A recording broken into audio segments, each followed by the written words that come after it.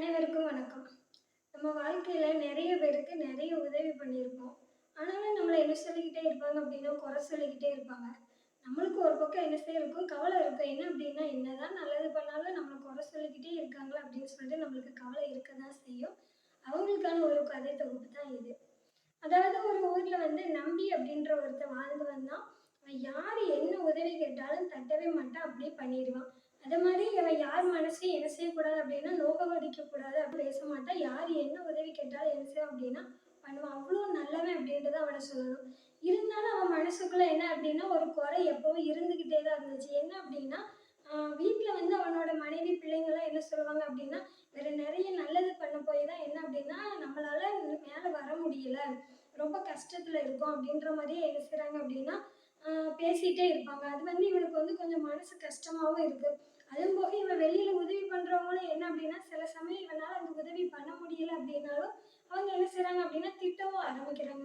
இது அவனுக்கு வந்து பெரிய கஷ்டமாவே இருந்துச்சு. ரொம்ப நாள் வாழ்ந்த ஊருக்கு ஒரு துறவி வர்றாரு. துறவி வந்து பார்த்துட்டு எல்லா மக்களும் துறவியை சொல்றாங்க. அந்த துறவி வந்து ரொம்ப நல்லவரு. அவர் வந்து மனசுல பட்டதை அப்படியே சொல்லுவாரு. அதுவும் போக அவரும் ரொம்ப நல்லவரு. அவர் சொன்னது எல்லாமே உண்மையா இருக்கு அப்படின்னு சொன்னோனே இவரு நம்பி காதுக்கு வந்து அது தெரிய வருது. தெரிய வந்தோனே சரி நாமளும் அந்த துறவியை போய் பார்க்கலாம் அப்படின்னு சொல்லிட்டு என்ன செய்றாரு அப்படின்னா போய் பார்க்க போறாரு. போன பிறகு நடந்தது ஃபுல்லா என்ன செய்றாரு அப்படின்னா அந்த துறவி சொல்றாரு, எனக்கு இந்த மாதிரி மனக்கவலை பயங்கர அதிகமா இருக்கு. எனக்கு ஏதாவது ஒரு தீர்வு கொடுங்க சாமி அப்படின்னு சொல்லிட்டு என்ன அப்படின்னா அந்த துறவிட்ட போய் கேட்குறாரு. துறவி என்ன செய்றாரு, சிரிச்சுக்கிட்டே என்னோட வா அப்படின்னு சொல்லிட்டு என்ன செய்றாரு அப்படின்னா கூட்டிட்டு போறாரு. அங்க வந்து ஒரு சாப்பாடு போடுற ஒரு இடம் இருக்கு. அந்த இடத்துல போயிட்டு என்ன செய்றாங்க அப்படின்னா எல்லாருமே சாப்பிடுறாங்க அன்னச்சத்திரம். எல்லாரும் சாப்பிட்டுட்டு இருக்கும்போது இவர் சொல்றாரு, அந்த சாப்பிடுற இடத்துல போயிட்டு நீங்க மக்கள் என்ன பேசுறாங்க அப்படின்னு சொல்லிட்டு கேட்டுட்டு வா அப்படின்னு சொல்றாரு. அங்க போய் மக்கள் கேட்கும்போது என்ன செய்றாங்க அப்படின்னா ஒருத்தர் சொல்றாரு, இவர் வந்து ரொம்ப நல்லது பண்றாரு, ரொம்ப நல்லா இருக்கணும் அப்படின்னு சொல்லிட்டு அந்த அன்னச்சத்திரம் நடத்துறவரை வந்து சொல்றாங்க சில பேர். சில பேர் சொல்றாரு, எங்க அப்பா நிறைய சேர்த்து வச்சுட்டு போயிருக்காரு, அதனால இவன் காசை வந்து இப்படி வம்பாக்கிட்டு இருக்கான் அப்படின்னு சில பேர் சொல்றாங்க. சில பேர் வந்து இந்த இடம் நல்லாவே இல்ல, இது என்ன அப்படி இப்படின்ட்டு எனக்கு சாப்பாடும் நல்லா இல்லை, இதுக்கு முன்னாடி கூட சாப்பாடு நல்லா இருந்துச்சு அப்படி அந்த மாதிரி என்ன செய்றாங்க அப்படின்னா ஒவ்வொருத்தரும் ஒவ்வொரு விதமான விமர்சனங்களை என்ன செஞ்சுக்கிட்டு இருக்காங்க அப்படின்னா சொல்லிட்டே தான் இருக்காங்க. இதை கேட்டுட்டு வந்து இவருக்கு வந்து ரொம்ப கோபம். என்னடா நல்லது பண்ணினாலுமே இவங்க என்னடா இப்படி பேசுறாங்க அப்படின்னு சொல்லிட்டு அதே துறவிட்ட வந்து என்ன செய்றாரு அப்படின்னா சொல்றாரு.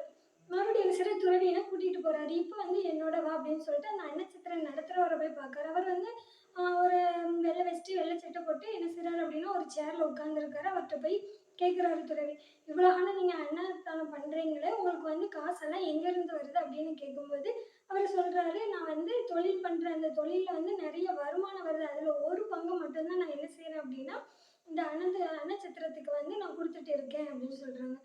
சரி நீங்க இவ்வளோ நல்லது பண்றீங்களே, வெளியில மக்கள் உங்களை என்ன பேசுறாங்கன்னு உங்களுக்கு தெரியுமா அப்படின்னு கேட்காங்க. ஆமா எனக்கு தெரியும். சில பேர் வந்து நான் நல்லா இருக்கணும், என் குடும்பம் பிள்ளைங்க எல்லாம் நல்லா இருக்கணும்னு சில பேர் வாழ்த்துவாங்க. சில பேர் வந்து எங்க அப்பா சொத்தை நான் அழிக்கிறேன்னு சொல்லுவாங்க.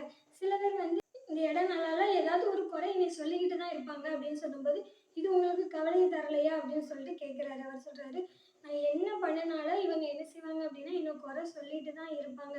குறை சொல்ற யாரும் என் பின்னாடி வரப்போறது கிடையாது அப்படின்னு சொல்லிட்டு சிரிச்சுக்கிட்டே சொன்னாராம்.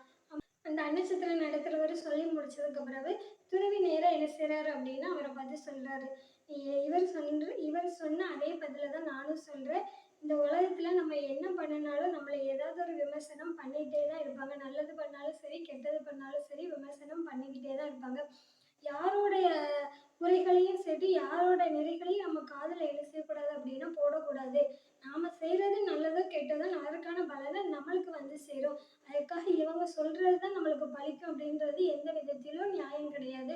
அதனால நீ அதெல்லாம் விட்டுட்டு உனக்கு மனசுக்கு என்ன தோணுதோ அதை மட்டுமே நீ பண்ணு அப்படின்னு சொன்னோடனே அப்பதான் என்ன அப்படின்னா அந்த நம்பிக்கை மனசே திருப்தி ஆச்சாம். சரி இனிமே நம்ம என்ன யார் என்ன நல்லது செய்யணும்னு சொன்னாலும் நான் வந்து அதை செய்ய தான் செய்வேன். இனி யாரோட விமர்சனங்களையும் நான் கேட்க மாட்டேன் அப்படின்னு சொன்னாராம். என்னோட சேனல் பிடிச்சிருந்துச்சுன்னா மறக்காம லைக் பண்ணிட்டு சப்ஸ்கிரைப் பண்ணுங்க.